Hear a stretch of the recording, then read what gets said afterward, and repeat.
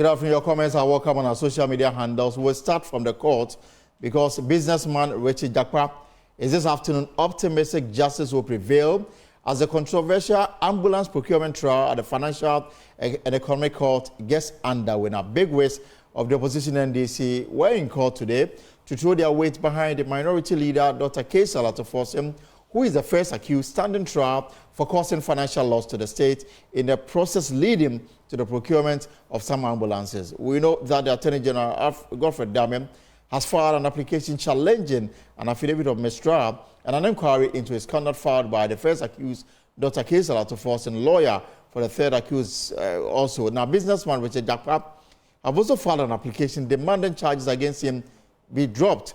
Now, a high-spirited Richard Jakpa, who spoke exclusively to Joy News before entering the court, says he expects nothing but justice from the sitting judge. And come and refute the allegations and then set aside the record according to his opinion straight, the way he thinks it's supposed to be. I have done mine in court, so I'm expecting to come and do this. Do you is in court, not in public opinion. Do you Sorry about that. Do you expect Mr. Godfred Dame to be in court today? Is that your expectation? Well, he's supposed to be in court because he's Attorney General, and this issue is personally between he and I. You know, if he doesn't show up, how would you feel if he doesn't show up? The court to determine that. Mm-hmm. So again, you want to reiterate that at the end of the day, you would be exonerated. You are not going to jail. Because I'm an innocent man. What do you make of the position that the tape you put out is a doctored tape? Well, they are claiming it's a doctored tape. I didn't say that. So they should bring the original. You should tell the original to court. But why did you record the Attorney General? Well, that is not for you. He says you've been disingenuous. But that's what he claims. If that it was prosecuting innocent people, who is disingenuous? It was a private conversation, and now you put it out. You claim it's a private conversation. That's what he says. Well, a private conversation, when it's a conversation that leads to committing crimes, it can no longer be private. It becomes a crime against the state. So it can no longer be private. So that private claim is neither here nor there. The bottom line is you didn't tender that in evidence. I'm not a lawyer. My lawyer knows his strategy, and he understands the court processes more than I do. So he's doing what is required by him. He has got his own strategy, and I cannot dictate to him his strategy. So at the end of the day, you expect that you're going to walk? Well, there must be justice, and I'm here seeking for justice. So justice, anything other than you walking free will be injustice? I cannot decide that I'm walking free. It is her ladyship who will decide based upon the evidence I used before her. The evidence will lead to that. And I know she's going to hold fidelity to the law. And that's what is expected of her. And that's exactly what I know she'll be doing. So I don't have any issue at all. Are you looking forward to a face-off between you and Mr. Godfred Dame? No, it can't be a face-off. Face to face, let me put it that way, face to face. There's no need for face to face. We are dealing everything in court. My lawyers will deal with it. In court, in court. But how can I cross-examine him? My lawyer will do that. So there's nothing like face to face. Have you seen him? It's an issue of evidence against evidence. The game is about evidence, that is all. Have you seen him since you put out the tape? Have you seen the Attorney General after putting out the tape in the public domain? Not at all. Has he reached out to you? Not at all. Have you reached out to him? Not at all. So there was a CJ, Justice of the Supreme Court involved. Has he reached out to you? Not at all. There were many who they believe that you actually thought about, you wanted to record the Attorney General, that's why your voice is so loud. Well, that is their opinion, they're entitled to their opinion. Okay. So how's the feeling now that the whole thing is out? Now you are the man in town, everybody is talking about this in Jakpa. Well, I'm focusing in court. That's what I'm supposed to be doing. As for public opinion, I've not spoken to the public. I'm dealing with the court. What kind of reception do you get after this whole matter? Oh, normal as every other citizen. You work free in town, nobody Free in says town. anything. Are you concerned about your security? Well, you are a security couple, you have a background in security and all of that. I'm a gorilla in the jungle, so I'm not worried about the jungle business. You don't think they will come after you? Someone will come after you? They can try it. If they succeed, fine. But you must make sure they come with Have you professionals. received any threats? If they bring amateurs, it will be death sentence for them. But if they should be bringing professionals, if they really want to come after them. That is all. Many see you to be an outspoken person. You're a very strong man. Is that the case? Well, that is their opinion. But So what I know is that I'm a principled man. you're a principled man. That is all. As to being a strong man, it's a different matter altogether. Thank you. Hope to see you again after the proceedings. All right, thank you very much.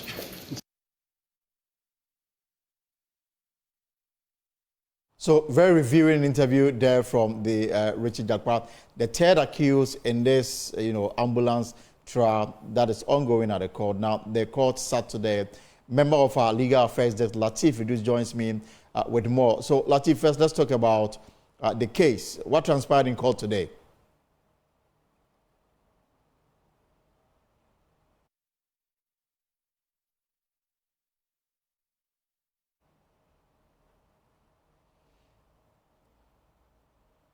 And we are trying to get Latif's attention. He's in court to update us on what transpired in court today. So, Latif, if you can hear me, I understand that hearing is over for today, but walk us through what transpired in court today.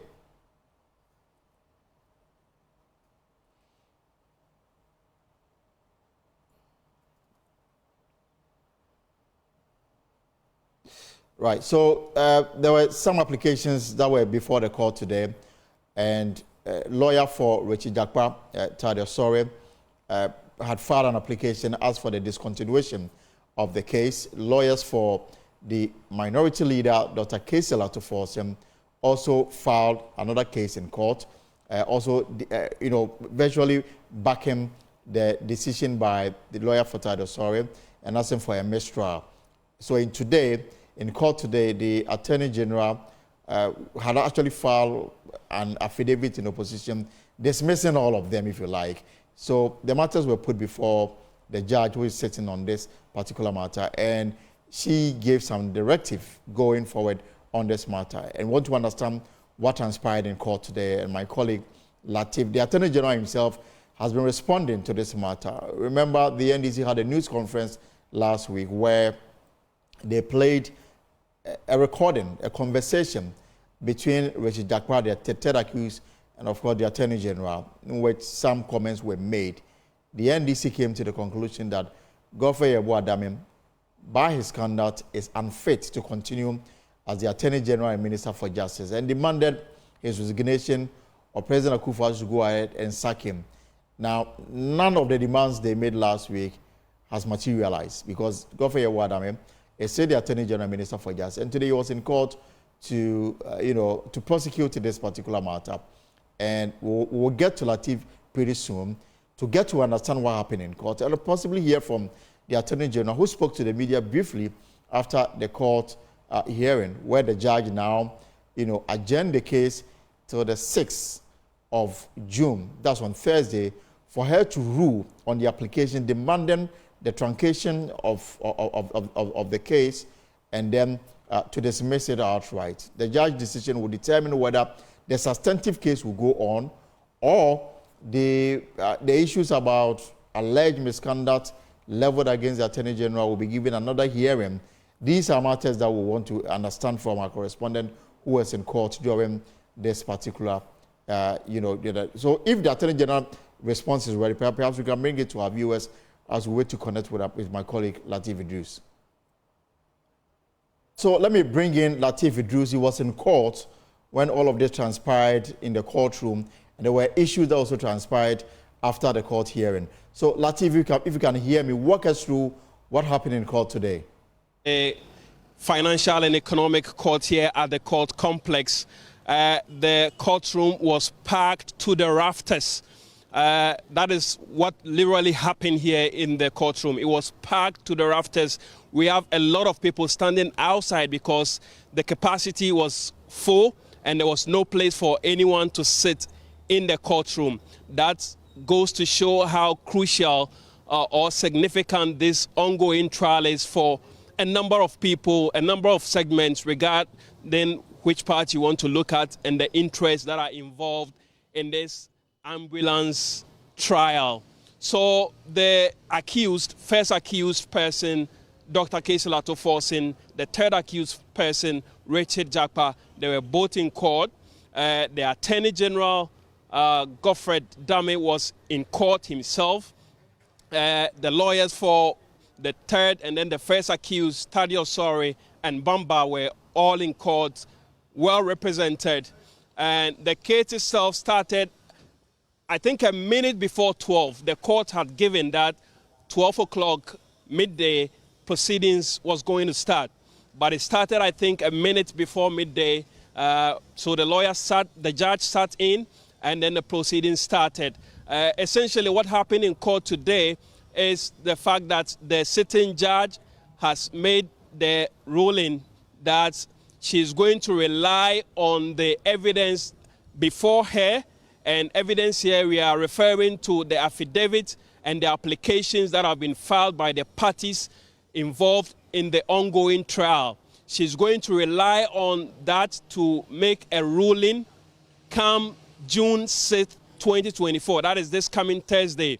She will make a ruling based on the applications that she has before her. And we know there are about 4 applications before her, and she will make the ruling. Today in court, lawyer for Richard Jakpa made the argument trying to contest the affidavit filed by the Attorney General.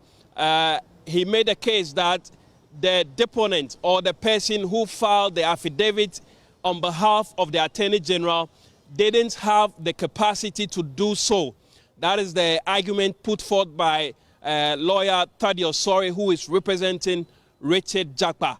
That argument got the Attorney General, lawyer Godfred Dame, to stand in open court to rebut that argument by lawyer Thaddeus Sori, and he made the case that it is within the right of the deponent, that is the one who filed the affidavit, to do so. So there is no case there as far as the Attorney General is concerned. And so at the end of the day, the judge says she's going to rely on the applications or the affidavits, whatever she has before her, and pass a ruling come June the 6th. Now, after the court proceedings, we heard the Attorney General, who says that he's very confident, he's in high spirit, and he expects that at the end of the day, his case will be proven to be on top, and that even though, as he put it, the evil is setting traps on its way, he is confident that at the end of the day, he will prevail.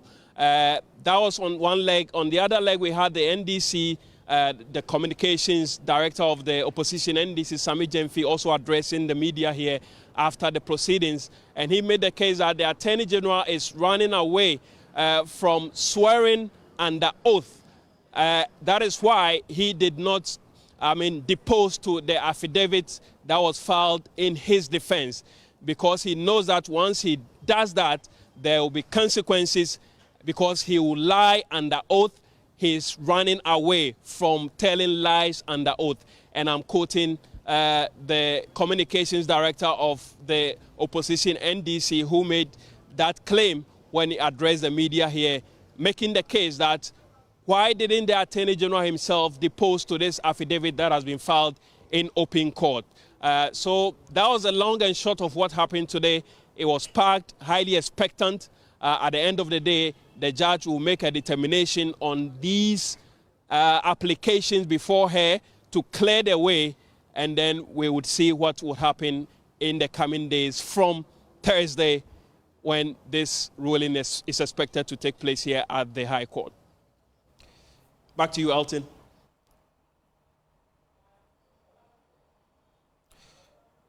Right, thank you very much. Latif Idris reporting live from the High Court premises. So, the matter didn't travel much today. The trial judge has a determination or a ruling to make on the applications before her. And she's given Thursday, June 6, 2024, to deliver ruling on whether or not the case will have to continue or it has to come to an end. There's been issue of alleged misconduct here and there. There's been reaction from the Attorney General. There's also been reaction from the NDC. I'll bring that all to you pretty soon.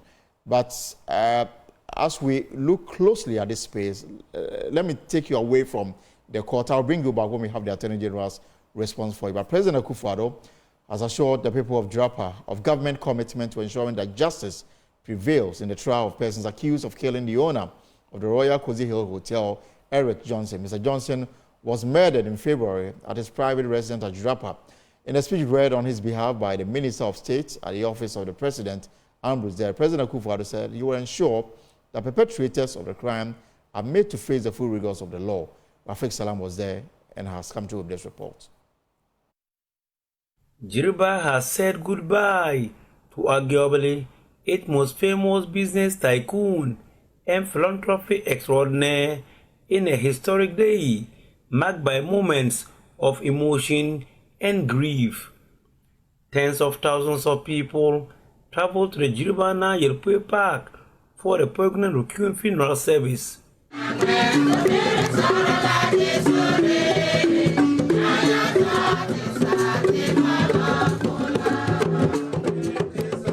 Eric Johnson was later privately buried at the compound of his private residence, where he was gruesomely murdered almost 4 months ago.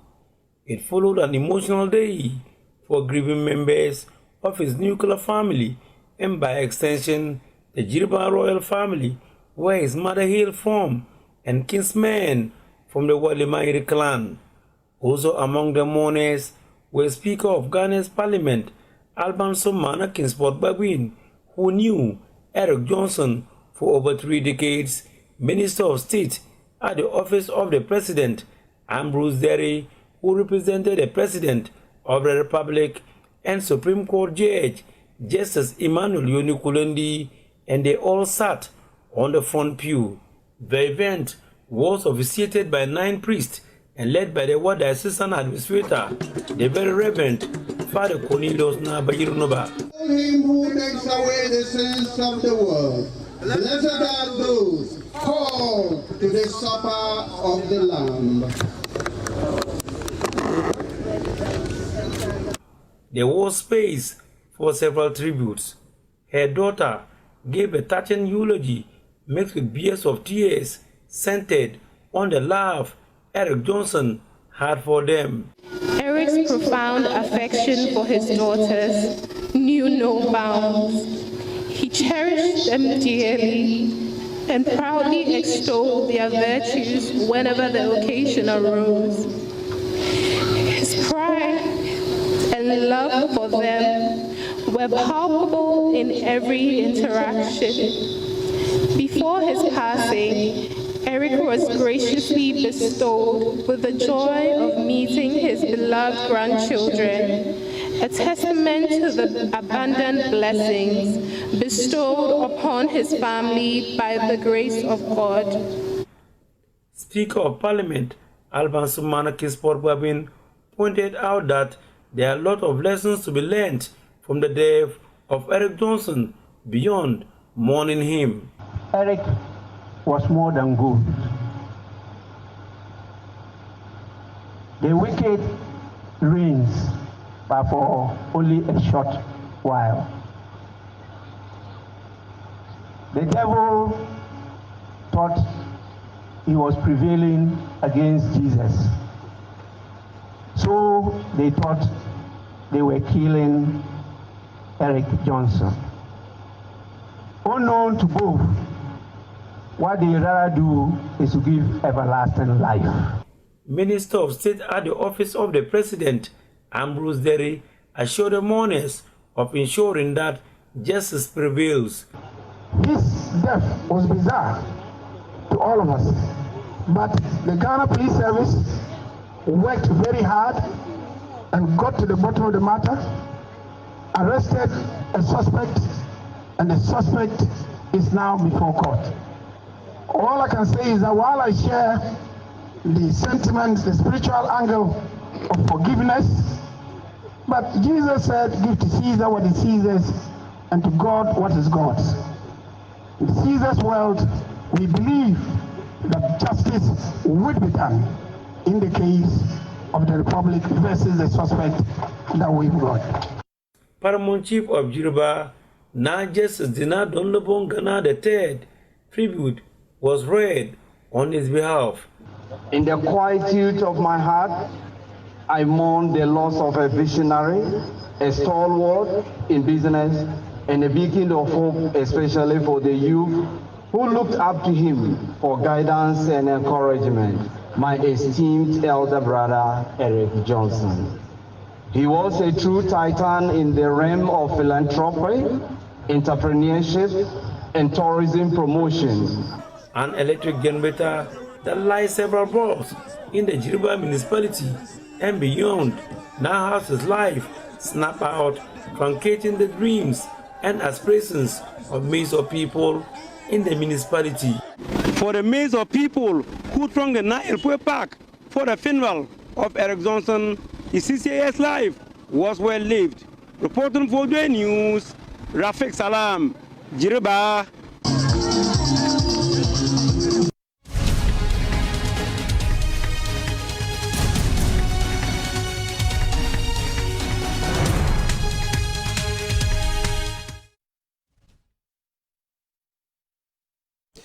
This is the policy on Joy News. Let me take you live to the Information Ministry now, where the Lands and Natural Resources Minister, Samuel Abujinapo, is addressing the nation on the Green Ghana project for 2024. Mr. Siakwai, Chairperson.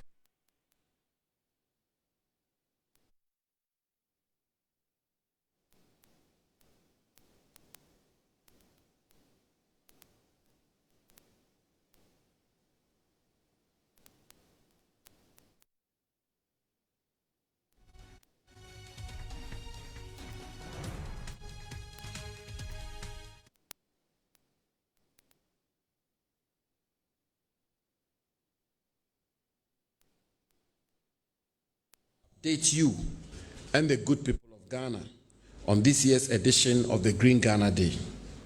We live in a time where the environmental challenges we face are increasingly urgent.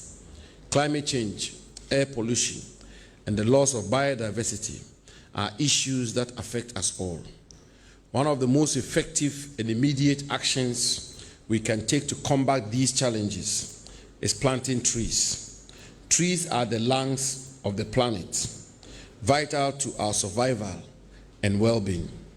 But first and foremost, let me take this opportunity to once again, on behalf of the President of the Republic, His Excellency Nana Addo Dankwa Akufo-Addo, express our utmost gratitude to all Ghanaians, as well as all residents of Ghana, for your cooperation and continuous support from the conception of the Green Ghana project in 2021, as part of government's aggressive afforestation and reforestation program to restore our degraded landscapes.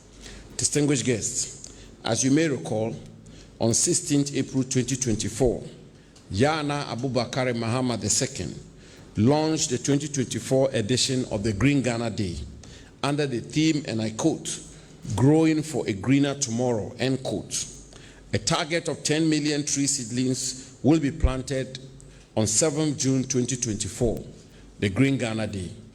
And yesterday, Monday, June 3rd, 2024, I had the honor of joining the Ochenhene, His Royal Majesty Osajifo Amotie Oforipeni, at Abuakwa State College in Chebi for the launch of the 2024 edition of the One Student, One Tree initiative, where we expect every student across the country to plant a tree on Friday, the Green Ghana Day. On the maiden edition, we targeted 5 million trees. With your support, over 7 million trees were planted.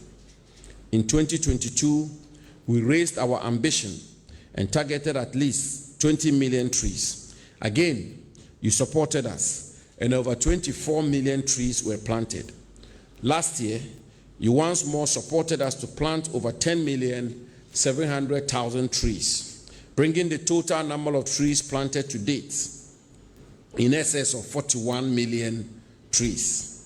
So far, field assessment report shows that on the average, we had 67% survival rate in 2021, 72% in 2022, 81% in 2023. This means that We have some 30 million trees surviving to date, and our task continues to be to nurture them to full maturity. To ensure maximum survival rates, we have decided to maintain the 2023 target of 10 million trees for 2024. This will give us space to devote some resources and attention to the trees planted over the last 3 years, while not losing momentum on our quest to restore our degraded landscape. It is the expectation of government and that of the Ministry of Lands and Natural Resources in particular that this year we will receive the usual massive support to build on the successes achieved in 2021, 2022, and 2023. This year, we have settled on the theme, as I said, quote, growing for a greener tomorrow, end quote, due to its focus on sustainability, environmental conservation, and our future well-being. This theme will enable us to push boundaries to contribute to the global efforts at tackling climate change to support our survival and the sustainability of planet Earth. With this being said, distinguished guests, ladies and gentlemen, I am here to kindly and respectfully remind the entire citizenry and residents of Ghana that the 2024 edition of the Green Ghana Day will be held on this coming Friday, June 7th, 2024. With your permission, I'll take that again. With this being said, distinguished guests, ladies and gentlemen, I am here to kindly and respectfully remind the entire citizenry and residents of Ghana that the 2024 edition of the Green Ghana Day will be held this coming Friday, June 7th, 2024. President Akufo-Addo will lead the entire nation via a commemorative tree planting exercise at the Nicholson Stadium, Bema Camp, in Accra. Out of the 10 million trees to be planted this year, 6 million seedlings will be planted in degraded forest reserves across the country, while 4 million will be planted within and around farms, along degraded watershed areas, and within communities, that is medians of roads, homes, schools, churches, offices, recreational grounds, and parks, and across the length and breadth of our country in every nook and cranny of it. This will include selected timber trees, shade trees, ornamental trees, fruit trees, and multi-purpose trees that will be suitable to the climate condition in the various regions. Examples of seedlings to be planted include eucalyptus, mahogany, ophram, ceiba, emre, wawa, rosewood, teak, cedrela, mansonia, rain trees, Terminalia mentalis, royal palm, weeping willow, orchid tree, tree of life, mango, coconut, orange, lemon, Indian almond, avocado, cashew, cassia, acacia, militia, and albizia. Each of the 16 regions has been allotted a number of seedlings to be planted, and I respectfully employ all regional ministers to lead their various regions to exceed the appropriate target by planting beyond their quotas. We urge you, our friends from the media, to carry the message across and mobilize our country in support of this noble undertaking. Permit me to seize the occasion to appeal to all Ghanaians and residents of Ghana, our revered chiefs and queen mothers, religious and faith-based organizations, ministers, parliamentarians, judges, public servants, civil servants, doctors, teachers, lawyers, nurses, private sector organizations, civil society organizations, students, members of the diplomatic corps, development partners, artisans, and all persons living in Ghana to once more support government through the Ministry of Lands and Natural Resources to make this year's Green Ghana Day a resounding success. As was done in the previous editions, we have compartments for adoption by private institutions, and we will brand them with their names and logos. Each compartment is 128 hectares, which is about the size of 1,200 standard building plot of 70 feet by 100 feet. And as always, Seedlings will be made available at the Ministry of Lands and Natural Resources, the district offices of the Forestry Commission, and at various designated public places for collection on the Green Ghana Day come this Friday. Distinguished guests, our friends and partners in the media, officials, ladies and gentlemen, trees are indispensable to the health of our planet and our well-being. Planting and conserving trees is essential for sustainable development and the resilience of ecosystems and human communities. The statement that, and I quote, "When the last tree dies, the last man dies," end quote, still holds true today as ever. Let us, therefore, join hands and Green Ghana on Friday, June 7th, 2024, the Green Ghana Day. Green Ghana, let's go planting. I thank you for your attention and enjoy the rest of your day. Thank you very much. Oh, okay. Thank you very much. My sister, the Minister for Information, has directed me to summarize what I've said essentially in Chi, so that all of our compatriots will have the opportunity to understand the message and the clarion call we are making to them. Nti enuanom yedamase bebre na asem titiri a yede to Ghana mayanim ene se ne tofa ne se ye nyina nim se na wiase nam se ye kwaye a yasai no ene ensase a yasai no ama de eturenchem ne ensemoni bebre ebre man no omampanyi na adodanko akufuado 2021 osheda eyi dasi hose saada no so a Ghana nyina obia besore waka ne nyina yekodua nnua mohwa 2021 2022 ene afi etwa emu yi omampanyi odua bi, vice president odua bi, speaker of parliament odua bi, chief justice odua bi, otumfo odua bi, yana odua bi, ochenhini odua bi, gamanche odua bi, a lawyer for odua bi, teacher for odua bi, ankrankra dodo na odua bi, Ghana manfo nyina odua bi.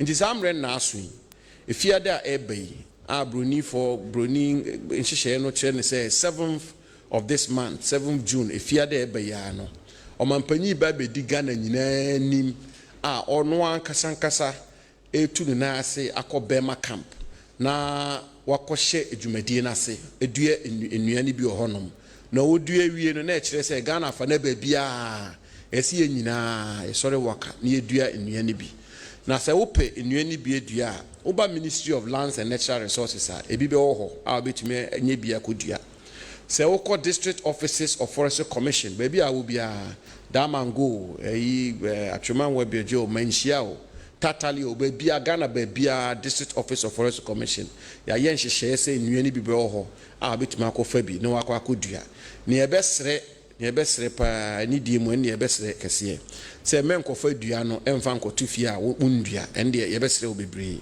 na wodua wie so a na wabɔ ho ban na wahwɛ dua no so ama dua ne ti manyini ama yenyina nya ho mfaso na ne ka ho biem so ne se afiwei ya yen hyehyɛ ne se epesi edua ndua no 10 million ndua no nko 10 million na yebenya kora na yebepesi yebedua ama na borosa senior 2023 yakase bedua 10 million so bewie no ni yedua 10,700,000 2021 ye share se bedua nnua no 20 million eba ko wie ekire no ni yedua 24 million 2021 saa so yakase bedua 10 million eba ko wie ekire 5 million eba ko wie ekire ni yedua 7 million enti afiwe a ya hyehye se bedua no 10 million no ebesere se amanfo beboa na yedua amana brosa enuane ebedua no so ebedua enuane ahoro edua timber species ebedua wawa ebedua rosewood ebedua emre ebedua teak trees ebedua mango ebedua guava ebedua avocado nti ne wo pese wo dua bia no pacho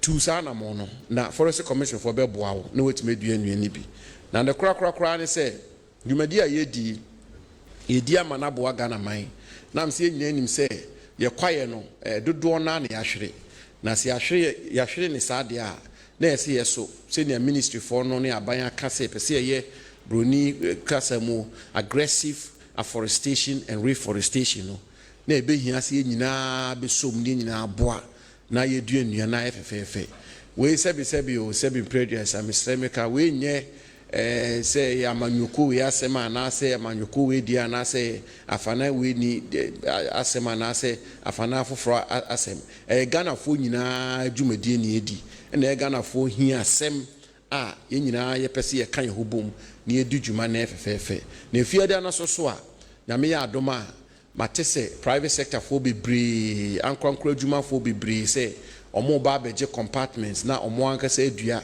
na yɛde ɔmo din ɛne ɔmo bibia abɔ hɔ ama amansa nyinaa hu sɛ saa ankorankora adwuma wei ɔno na ɛkɔdua a nnua wɔ hanom yɛwɔ degraded forest reserves bebree wɔ Ghana hanom forest reserve yɛyi to hɔ sɛ wei deɛ ɛyɛ kwaeɛ a yɛbɔ ho ban a nei no nnua no bebree asɛe no yɛtwitwa nnua no bebree agu nti yɛpɛ sɛ yɛdua na ne nyinaa saa so yɛ den ɛsɔre gyina ɔmo nan so nti Ghana manfo yɛsrɛ mo sɛ mo mmoa ɛne yɛyɛ no Ghana baabiaa yɛ all the regions of Ghana dunsia ni nyinaa free stream ebeduru ha ebekɔ asanteman mu baabia obiara bedua bi na mpanyinfo mo Ghana nyinaa ayɛ krado so bedua ɔman mpanyin so bedua vice president so bedua speaker of parliament so bedua chief justice so bedua otumfo de wadua da so bedua ɔkyehene enra yɛne ne kɔyɛ one student one tree ɔno so bedua nti ɔmo nyinaa so mu saa na yɛ sɛ yɛn mindful no so no yɛso yɛsom timi damase bebree mo nhyɛ da mmoa yɛn na bibia anya kama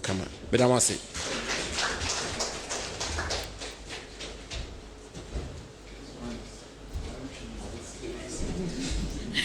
Honorable Minister, thank you so much. Ladies and gentlemen, at this juncture, all I will say is that I have nothing useful to add. I think Minister has given us a very beautiful summary in Chi and also giving us explanations in English. On that note, we'll take your questions. If you have any question, there's a good time to ask. Okay, I saw the first hand here, second at the back, third, fourth. Okay, and I've seen another hand at the back. So we'll take this first five, and then we'll take the responses and come back for the next set of questions. Thank you, Honorable Minister. My name is Cliff Ekufu. I write for the Ghanaian Times. Minister, I would want to find out how much in terms of financing have we committed to the project so far? That's from 2021, 2024. How much have we spent so far in executing this particular project? The name is Cliff. Yeah, Cliff. Okay, Mr. Atta. Okay.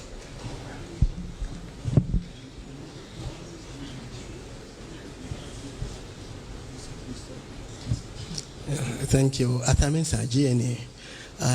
I want to find out how much has been devoted for this year's tree planting exercise. Then, last year, citizen providers raised issues about outstanding payment of the citizen they provided. We want to find out whether the ministry has able to settle all the indebtedness to them. Thank you.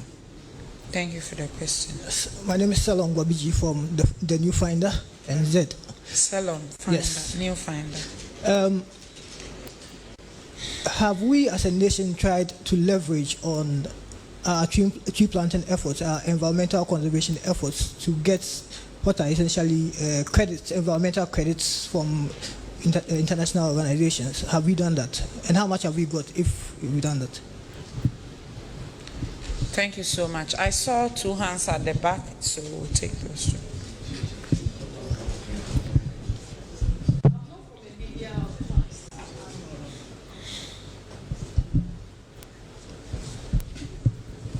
Right, my name is Obed. I report for GH1 TV.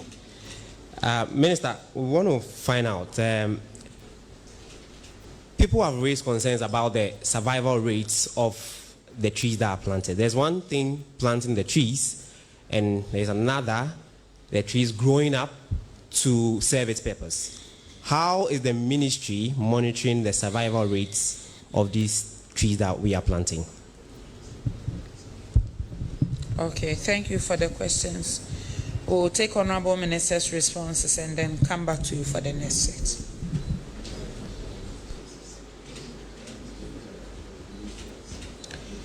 If you just joined us, you can watch us live on GTV, Joy News, UTV, ABC News, GH, Movement TV or Man FM, Netu TV, and we are streaming on Facebook at Ministry of Information.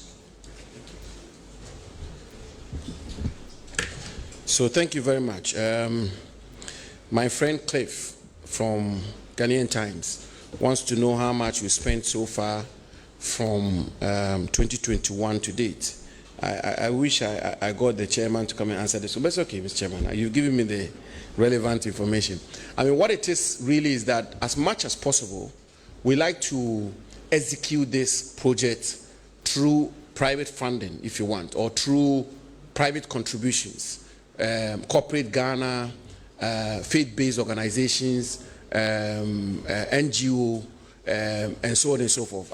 In my view, if I had my way, this kind of intervention, given how noble it is and the impact it has on our society, the government of Ghana should not be taking money from the already burdened national exchequer to fund this. I mean, in other jurisdictions, when it comes to issues of environmental preservations and tree planting and the rest, you have charities and who undertake these things. But unfortunately, we are not there yet.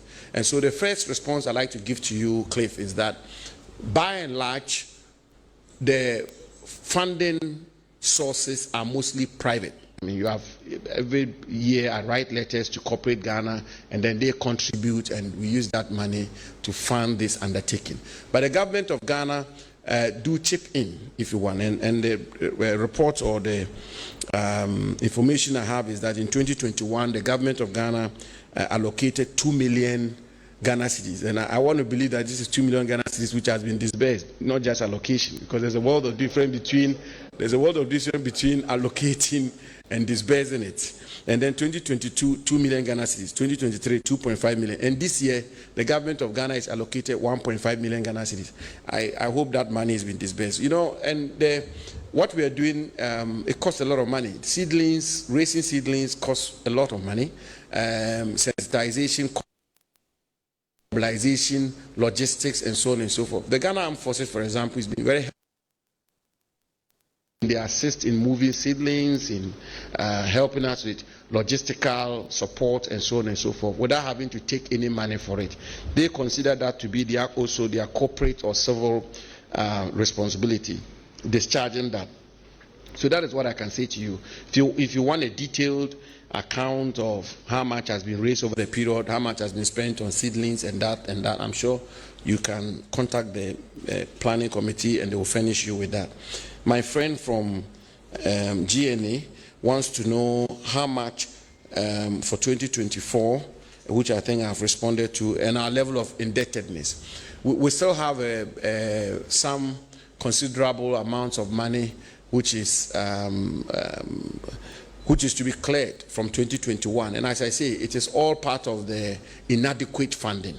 But every now and again, we are speaking to Ministry of Finance, and the chair and members of the planning committee are working around the clock to see how they can raise a lot more funding to be able to clear this debt. And I think that the Ghana Journalists Association and the press corps at the Ministry of Information can also put your heads together to see if you can if you can take the bill for, say, 1,000 seedlings. Why not? That would be great.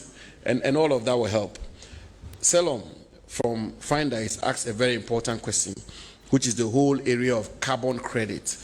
What we are doing now essentially is building our forest cover, okay, and ensuring that we replenish degraded forest reserves and get to a point where we have real forest estate or forest resource which can be leveraged in the carbon market space.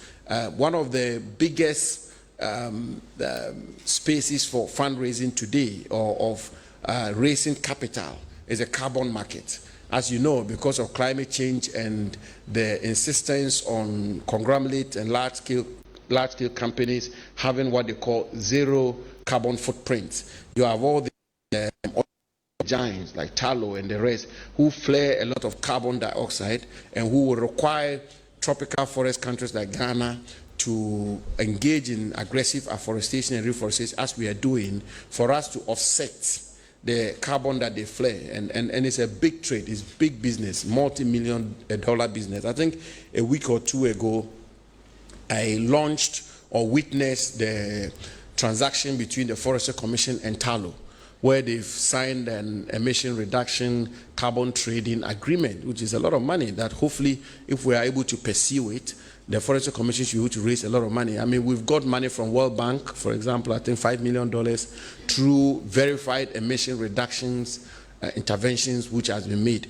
So the other important advantage of what we are doing is that, yes, we are restoring the forest cover of Ghana. Yes, we are planting trees. Yes, we are going to get benefits from it as a nation in terms of the preservation of our ecosystem, the restoration of our landscape, the restoration of our forest, enclave and resource. But at the same time, down the road, when we get to a certain stage, we can leverage that. We can leverage our forests to raise capital, to raise funding for the Republic of Ghana. So it's going to give us a whole lot of advantages. And I'm happy that you asked this important question. The final one is the survival rate. And I've given the indication that in 2021, we had 68% survival rate. In 2022, we had 70 plus in survival rate. In 2023, we had 80% plus. And I think the reason for it is simple. I mean, as the years go by, we learn from our lessons, we sharpen up a lot more, and we are able to monitor and ensure that we nurture the trees a lot more better. And that is really why we have, for example, maintained the number of trees we are planting this year to 10 million. When we began, we said 5, and then we moved from 5 to 20 million. And then from there, we dropped to 10. And now we are insisting that we stay at 10, because the point is not just planting the trees. The point is planting the trees and ensuring that they grow to maturity. After you plant, the more you are able to monitor, the more you are able to keep an eye on the trees and nurture them to maturity. The final point I'd like to make on that, though, is to say that when you look at the survival rates, the degraded forest reserves, which is where the Forestry Commission plants, or the Forestry Commission partners with private organizations to plant, the survival rates tend to be very high. Where you then have problems is where somebody walks to the Ministry of Land and picks a seedling, goes to plant because it's Green Ghana Day and it's fashionable, so everybody's planting trees, and once they finish planting, that is it. Or somebody walks to the offices of the Forestry Commission and picks a mango seedling, and he goes to plant the mango seedling, and they don't pay attention to it again. Then first, you have a much more difficulty in monitoring, and secondly, you then also have a low survival rate. So what we will say also is that it's an appeal to all and sundry. When you pick the seedlings and you plant, we will indulge you, we will crave your indulgence very strongly, that please look after the trees to grow. And that is how the survival rate can be high. Thank you.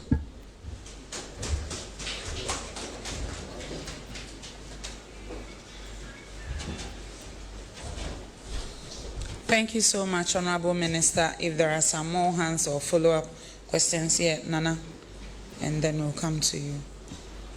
Okay, if there are no hands, I'll take that to be the last 2 questions. Okay.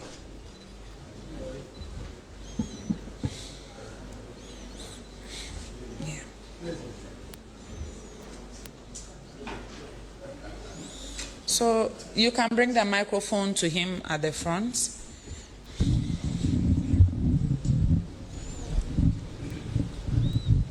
Okay. Yes, good afternoon, Honorable Minister. My name is Nana Poku from Daily Searchlight. The government and ministry and the Forestry Commission, they are doing their best to, as it were, green or replenish the lost species of trees in the forest areas. But my problem is the problem of many Ghanaians, that we have left some people to lumber in the forest, destroy the trees, some degrade the vegetation because of their mining activities, and we have left them scot-free. What is the guarantee that when we plant the trees, they will not go back and destroy the trees in the near future?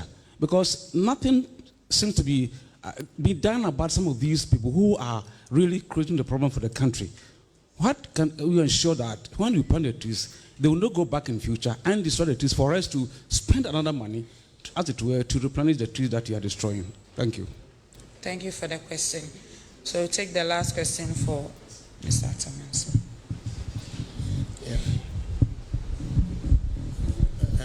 Atamansa from GNA. Yes, I want the minister to clarify for me the 10 million that the ministry has targeted, whether it involves the one supplied by the private sector, by churches, and if you can clarify that one, how much is government providing, and then how much the private sector is providing? No, he has mentioned that this year government is contributing 1.5 million. No, I'm not talking about the amount. The 10 million seedlings. The seedlings? Yes. How much is coming from the private sector, and then how much the government institutions are also providing? Then my second question is regarding the sustenance of this initiative.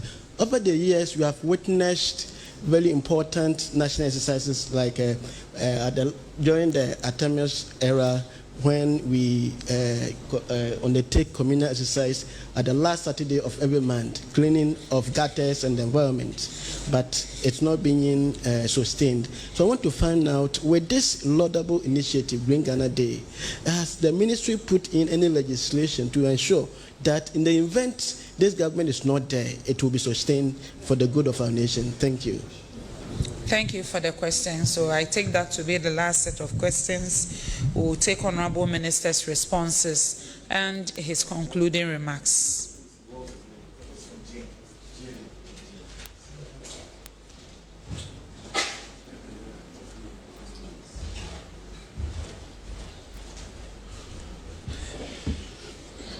Okay, thank you very much. The senior fellow, Nana, asked the question about the measures we are putting in place to ensure that the forest estate of our country is preserved and maintained. The first point I'd like to make is that the responsibility of government, and I should say all of us, and particularly the Ministry of Lands and Natural Resources, and even more so the Forestry Commission, is the sustainable and responsible exploitation and management of our forest resources. And maybe this may sound strange to you, but it is the truth. Exploiting or leveraging your forest resource or estate in and by itself is not a bad thing. I mean, it's not. I mean, several countries derive a lot of foreign earnings, and they contribute tremendously to their national economy through the exploitation or leveraging of their forest estate. I mean, for example, the fish resources of our country, exploiting the fish resources of our country in itself is not bad. What is wrong is the unsustainable, illegal, irresponsible exploitation of these resources. In some time past, one of the major growth pillars or poles of the Ghanaian national economy was the timber industry. Western region, everybody knows that. Takoradi and the rest, the timber industry, the sawmills, the big timber industries in our country were a major anchor or pillar for economic activity in our country. So what we are trying to do is to do, essentially, in my view, three things.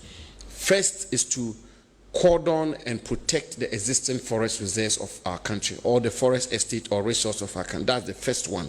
Second is to pursue an aggressive afforestation and reforestation policy and program, and which is what is culminated in this Green Ghana intervention and several other interventions. There are so many other, the Tonga system, which we are pursuing with farmers, where we are, for example, working with farmers to say that if you farm an acre, you should plant a certain number of trees and you'll be rewarded, and so on and so forth. In some cases, you even pay money to them. So there are so many interventions, the Green Ghana Day inclusive, which is geared towards aggressive afforestation and reforestation. Because whilst you are protecting the forest reserves of your country, or the forest estate of your country, they are degraded forest reserves. There are places which have been destroyed already. So what do you do about those? That is where the aggressive afforestation and reforestation comes in. Then the third policy of the government and the ministry is the sustainable exploitation of the forest resources of our country. And there what we are trying to do is tracing. That is really where the issue is, tracing. And tracing, what do we mean by tracing? Tracing is from harvesting of the timber or from harvesting of the wood to its final disposal, to the market. Are we able to account for it? That's essentially what it is. And there are a plethora of interventions we are putting in place. I mean, I think a month or so ago, the Technical Director for Forestry and Mr. Siako are working day and night to ensure that we conclude our voluntary partnership agreement with the European Union, for example, which will mean that every wood that will come out of Ghana to the European Union has a stamp, both from the European Union and Ghana, which they call the FLEGT license, it's the Forest Law Enforcement and Governance Trade, FLEGT license, where we both will stamp on it to say that this tree was legally harvested and that it's gone through the right processes before it ends up in the European market. We're trying to do the same thing with the United Kingdom. We're trying to engage the Chinese authority to ensure that wood that ends up in China is legal wood. So a lot of work is going into this, so much work to ensure that the exploitation and management of the forest resources of our country is done sustainably, is done legally, is done responsibly, and is done in a manner that contributes to the national economy of our country, but that does not unnecessarily deplete the forest estate of our country. So really, this is what we are doing. You know about rosewood, the interventions we made on rosewood, very major intervention, very early on in the administration of this Akufo-Addo regime in 2021, when I had the privilege to become a minister. We found out that rosewood, which was well sought after in the luxury world of Europe, was harvested and taken to other parts of the world and then cleaned up, if you want, laundered through CITES permit, and they end up in these luxury places of the world to be used for cruise ships, aeroplanes, Mercedes-Benz, paneling, and the rest. So what did we do? What did we do? We banned the issuance of CITES permits altogether. And even when it also became evident that the auction which the Forestry Commission conducted then became a conduit for cleaning up this wood for export, we put a ban on that as well. And I think by and large, all of us will agree that the wanton harvesting of indiscriminate harvesting of rosewood is largely being brought under control. So there's a lot that is being done to ensure that we protect the forest cover of our country. Of course, mining is a big elephant in the room. We continue to grapple with it. We are not home yet. We are not home and dry yet, but a lot of work is being done, and I think that the culture of impunity is being exercised, and a lot more work has to be done to ensure that we come to grips with the issue of illegal mining in our country. And finally, my friend from GNA, thank you for your commendation that the Green Ghana intervention is laudable, and also your concern that what if this government is not in place? What will happen to the Green Ghana Day? You cited the late President Mills's every Saturday cleaning thing, which is now become a thing of the past. I'm happy that you agree that the Green Ghana intervention is laudable and that it is contributing positively to restoring the forest cover of our country, and also that it is something that should be continued. Legislation, I'm not too sure. I don't think that we need legislation to keep an intervention such as this, which almost unanimously we've all agreed that it is a good thing. I want to believe that the government that will succeed President Akufo-Addo's government will continue with this. And I have no doubt that whichever government is constituted will definitely continue with this noble intervention, because it's helping the country and it's a good thing. And it's inculcating in the young ones the culture of tree planting and the need to plant trees. I made this point in Chebi yesterday. In Israel, the policy is that if you had anything of entertainment, say if you had a picnic or you had a party, the last thing you were to do was to plant a tree or was to plant trees. And they've done it so much that it's become part of their national culture, their way of life, and it's helped them to green the whole of Israel. I believe that block by block, through the Green Ghana Day, we should be able to inculcate this culture of tree planting in the whole population, particularly the young ones for the future of our country. And so by way of concluding remarks, Madam Minister, thank you so very much for your support as always. I thank you so very much, members of the media, and we very respectfully and passionately call on you to take.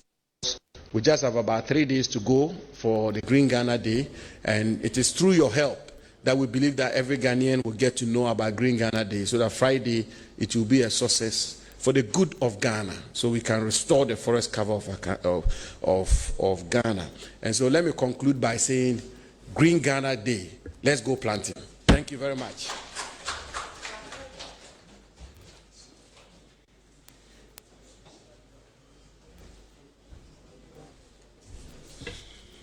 Honorable Minister, Honorable Deputy Minister, Chair of the National Green Ghana Committee, friends from the media, ladies and gentlemen, thank you so much for joining us for today's press briefing. Particularly, I would like to thank GTV, Joy News, UTV, ABC News, Movement TV, Oman FM, and Netu TV for picking this press briefing live. I thank you so much for joining us, and it's my prayer that on Friday, you lace your boots, wear your jeans, and look for a place to plant and check on your old plants. I've been nurturing my tree. I'm trying. If you go in front of the ministry, you will see that the tree that I planted is still alive, and I feel so proud about it. So please, this Friday, plant at least one. Yes, at least one. Please make it a point to plant a tree. Thank you.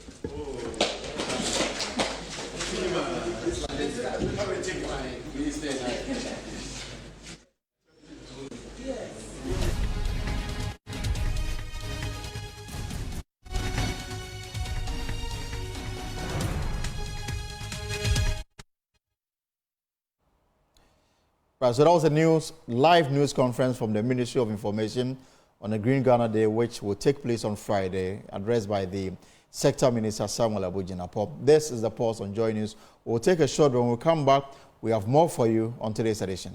Welcome back to the show. This is the Pulse on Joy News. Now, let's do some other stories. The 2024 Korea Africa Summit held in Seoul began today with a call for deeper collaboration and mutual growth from President Akufo-Addo, addressing the audience, including the Korean President Yoon Suk-yeol and other heads of state and government. President Akufo-Addo outlined a vision of shared growth, sustainability, and solidarity around the summit theme, the future we make together. In his remarks, President Akufo-Addo emphasized the long-standing relationship between Ghana and Korea, established early 50 years ago in 1977. President of the Republic of Korea, His Excellency Yoon Suk-yeol, the President of the Islamic Republic of Mauritania, Chairperson of the Authority of the African Union, His Excellency Mohamed Ghazouani, Excellencies, Heads of State and Government, Chairperson of the African Union Commission, His Excellency Musa Faki Mohammed, Excellencies, ladies and gentlemen, it is an honor to be amongst you and a privilege for me to deliver these brief remarks at the 2024 Korea-Africa Summit, the first of its kind. I thank President Yoon Suk-yeol, the government and people of the Republic of Korea for the very warm hospitality accorded the Ghanaian delegation in this extraordinary, vibrant capital city of Seoul. Ghana's relations with Korea have been characterized by mutual respect and cooperation since the establishment of diplomatic ties in 1977, nearly 50 years ago. Korea has proven to be a reliable partner and dependable friend of Ghana, and we have worked together to foster economic, cultural, and political exchanges that benefit our respective populations. This relationship between us exemplifies how countries from different continents can collaborate effectively for mutual growth and prosperity, and long may this continue. Excellencies, the theme, the future we make together, shared growth, sustainability, and solidarity, is not a slogan, but a powerful call to action. It encapsulates the essence of our shared aspirations and the collaborative spirit that binds our peoples together. As we gather here in Seoul a city that symbolizes progress and resilience, we're reminded of the remarkable journey that Korea and Africa have embarked on together. Our partnership, rooted in mutual respect and common goals, has the potential to shape a future that is prosperous, sustainable, and inclusive for all. Excellencies, shared growth should be the first pillar and cornerstone of our collective prosperity. Africa, with its abundant natural resources, youthful population, and burgeoning markets, presents unparalleled opportunities for economic collaboration. Korea's outstanding technological advancements and expertise in various sectors offer a valuable complement to Africa's growth trajectory. By fostering trade, investment, and innovation, we can create a relationship of synergy that benefits both regions. In recent years, we've witnessed significant progress in economic cooperation between Korea and Africa. Trade volumes have increased, and joint ventures in key sectors such as manufacturing, agriculture, and information. However, there's still much work to be done.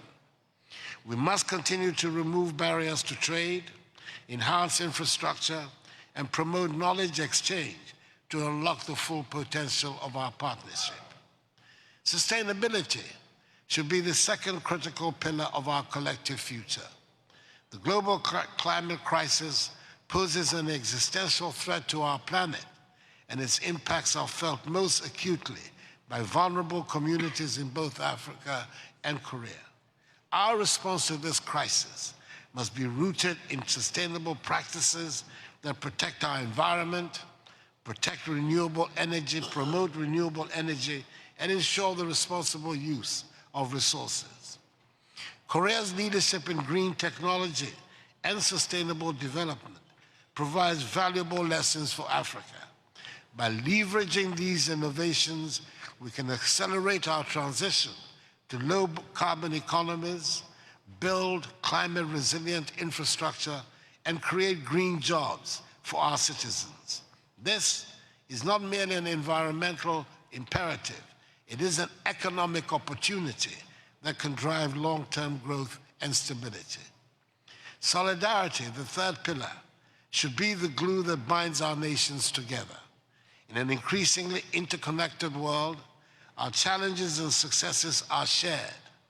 The COVID-19 pandemic, whose effects have been exacerbated even further by the Russian war in Ukraine, has underscored the importance of global solidarity and cooperation.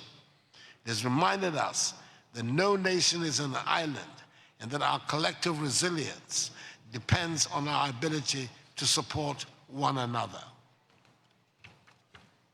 In conclusion, the future we make together should be one of shared growth, sustainability, and solidarity. It is a future where Korea and Africa should stand as equal partners, united by a common vision and purpose. Let us seize this moment to deepen our collaboration, strengthen our bonds, and build a brighter, more prosperous future for all. As we embark on this journey, I am confident that our collective efforts will yield remarkable results.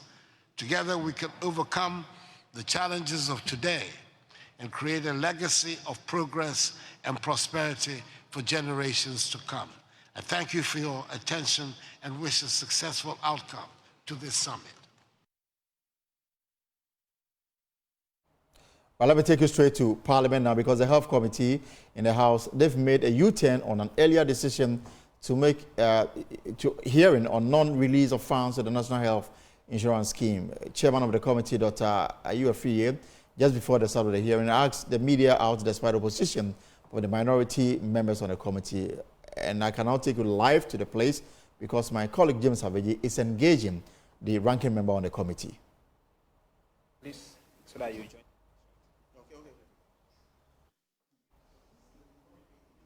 Right, so James, tell us what has been happening at the committee. Oh, that meeting just ended about some 5 minutes ago with the Finance Ministry. All right, Elton, so that meeting just ended some 5 minutes ago with the Finance Committee, the Finance Ministry, as well as the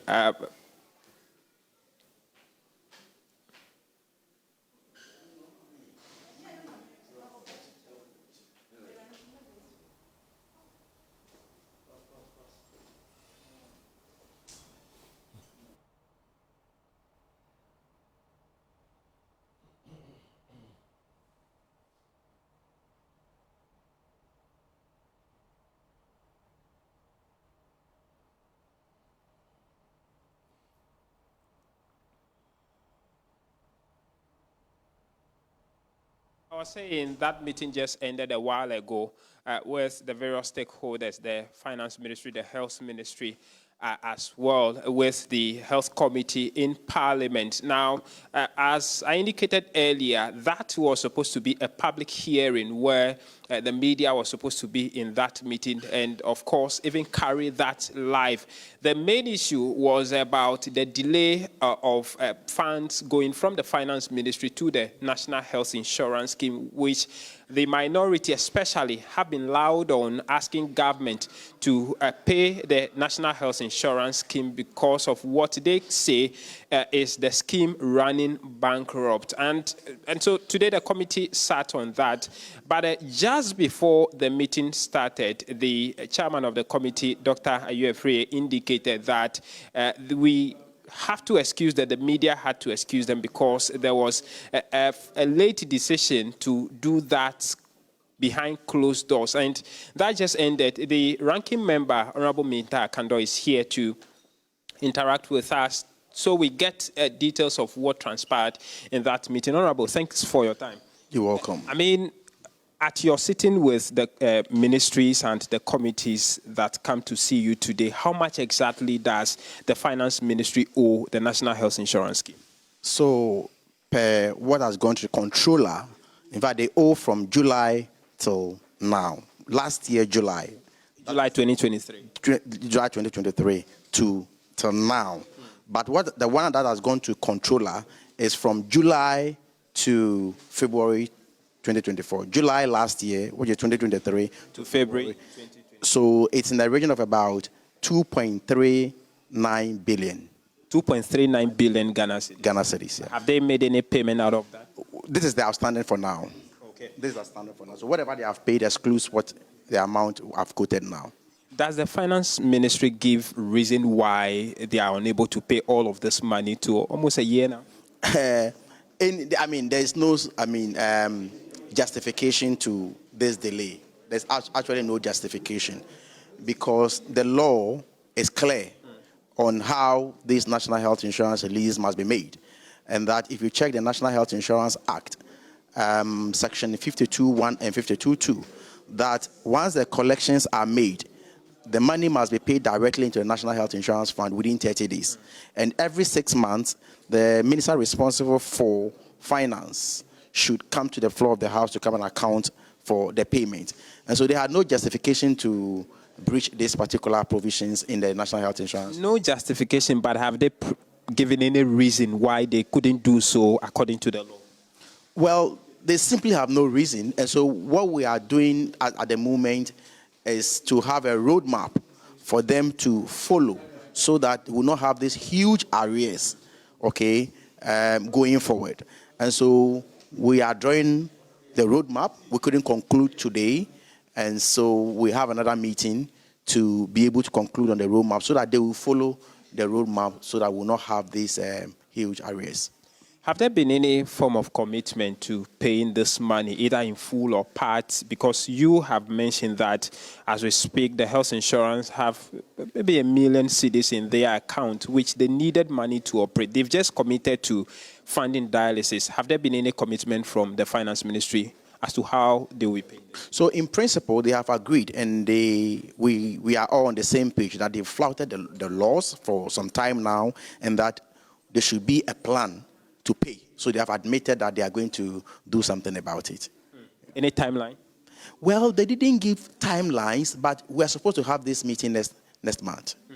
You have raised issues about the health insurance taking up dialysis treatment and all of that, and your concern has been how both government and the health insurance would sustain this going into the future. The health insurance DG was there. Has there been any commitment or assurance on this?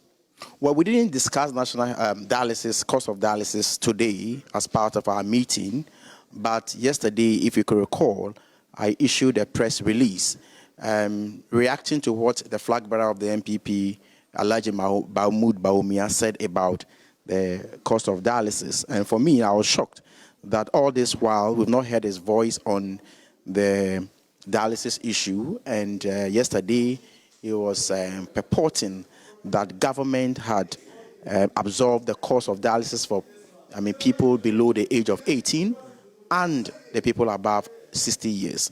But I saw a clear deception, typical of him, in there for, the populism and the political advantage he wants to actually take.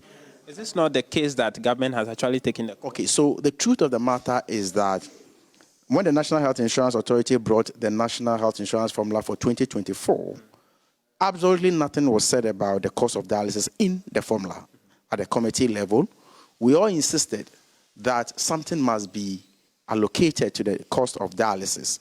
So we made it a condition to approving the formula. So we pushed it on the floor of the House, and about 2 million Ghana cedis was referenced for that particular purpose. And I state that the Vice President had absolutely no idea about this. And so that is what the committee did, and it was, part of the formula.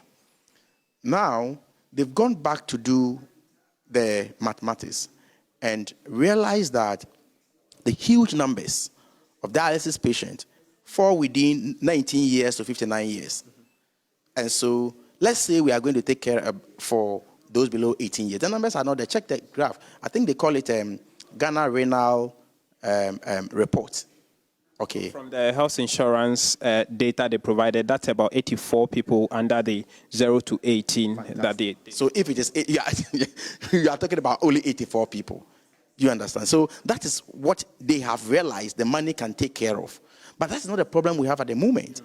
We have the chunk of the population is within 19 to 59 years. So let's handle that issue. Okay. So they will be taking 2 sessions out of the 18 and that is only with respect to Kolebu.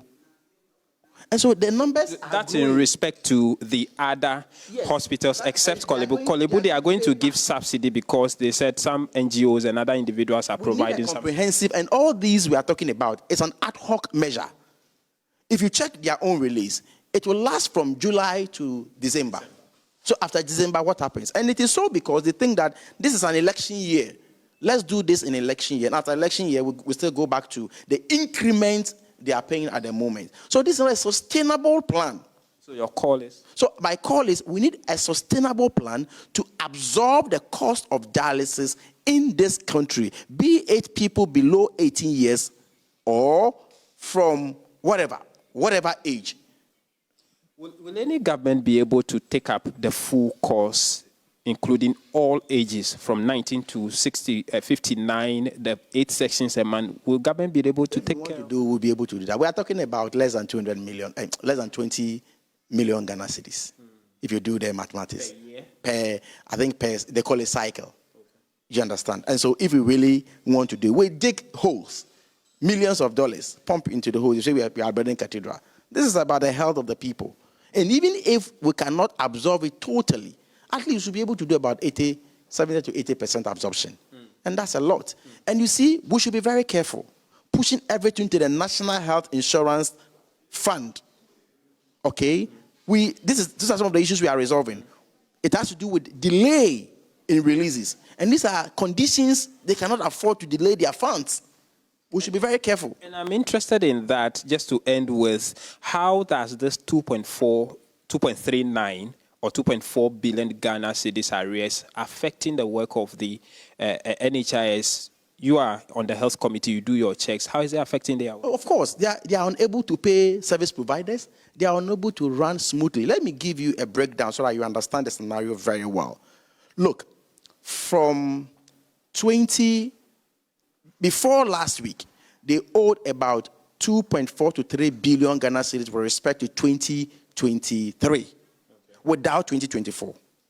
Okay, so after our press release, they made some payment. So the payment, and with respect to the warrant that has been issued, it's about 2.39 billion. So even if they do that, we are not talking about... Which means they made how much payment out of the total arrears, the initial total arrears? Then, well, so they've made about 600 million Ghana cedis. And that excludes the 2.39 billion we are talking about. Okay? So the 2.3 billion Ghana cedis now covers from July to February. And we are not... Which means that we haven't added March to June yet. That's the point I was going to add. So it means that we have, March to talk about, from March to May. So we are in June now. So from March to May, we are not even talking about that one yet. I see. So we have quite a Herculean task ahead of us. Thank you. Thank you.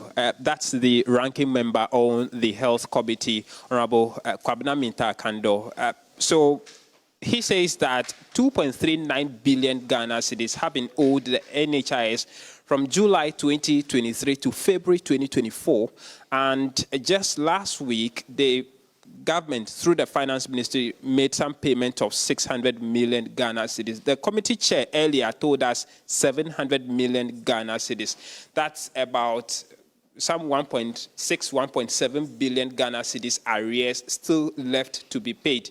They want government to also come out with a strategic plan on how we can sustain the funding of dialysis treatment moving forward. So, Elton, that's what has been happening, outcome of the meeting between the Health Committee in Parliament as well as the Finance Ministry, the Health Ministry, with regards to arrears owed the National Health Insurance Scheme this afternoon.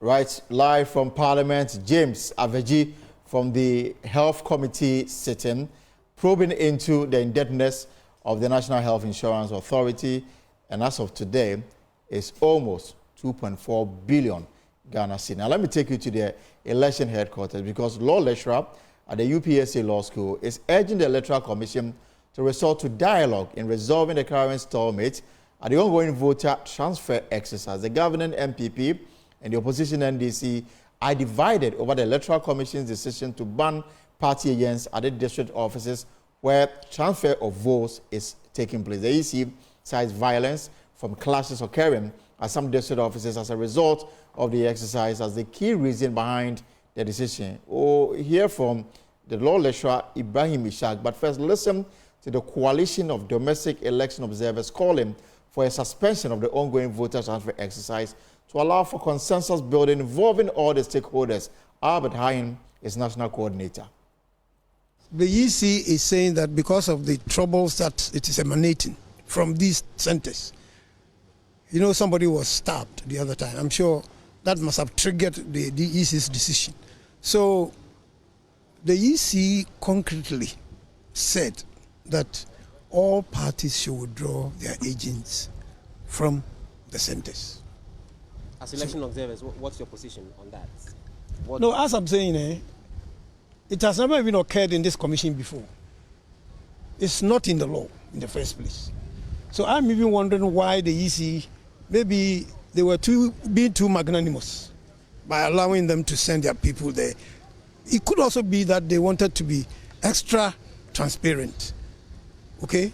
But if, on the other hand, it's being abused, then they are right. Are you backing the decision by the EC? I, in the first place, wouldn't even want agents to be around when transfers are being made, because the law does not even back it.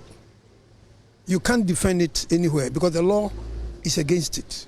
It is not written anywhere that when transfers are being made, parties should be represented. Now, the worrying situation is that the NDC is still on its grounds. It says their agents should remain at the transfer center because they are suspecting that the EC wants to manipulate the system in favor of their main opponent, the MP. I cannot answer for the EC what they will do if the NDC still has the agents there. It will be for them to decide what to do, if they should still maintain them there. Definitely, you have a caution for that, because we know definitely that if it is going to continue, we have chaos. Continue, definitely it's going to be chaotic. don't be there, I'm going to be there. Don't be there, I'm going to be there. Then it's going to be chaotic. So the best thing for maybe the other party to do is to also withdraw, because they've done a lot of discussion here, and I don't think the EC gave in. The way the discussion went, I'm not sure the EC gave in. Well, if they are going to consult among themselves as a commission, it could be they can come out later to say it, but I don't know. But for now, the EC is saying every party should withdraw. Well, political analyst Dr. Asa Asante said the EC ought to have engaged with the political parties before implementing the new directives, bearing in mind how crucial the voter registration process is to the electoral process.